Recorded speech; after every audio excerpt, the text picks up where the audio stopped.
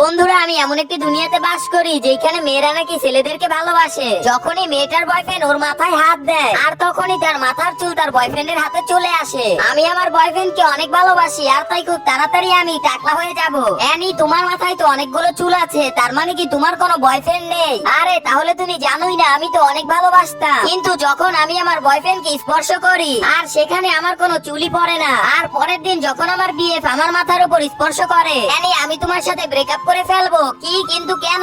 এই দুনিয়াতে যারা সত্যিকারে ভালোবাসে আর তার বিএফ তার মাথায় হাত দিলে তার চুল পড়ে যায়, কিন্তু তোমার মাথায় তো একটুও চুল পড়ে না। আর আমি বুঝে যাই তুমি আমাকে ভালোবাসো না। আরে ইয়াস, তুমি এটা কি বলতেছো? আমি তো তোমাকে সত্যিকারে ভালোবাসি। আরে ধেত্তেরি, ছেড়ে দাও। তার আগে বন্ধুরা, তোমরা তো মেয়েদের ডান্সের ভিডিওতে উড়াধুরা লাইক করো। আজকে দেখবো এই বিদ্যাশয় বাবাটির জন্য কে একটি লাইক একটি সাবস্ক্রাইব করে যায়। আমি তো ইয়াসকে সত্যিকারেরই ভালোবাসতাম, কিন্তু ইয়াস যখন আমার মাথায় হাত দেয় তখন আমার মাথার চুল পড়ে না কেন?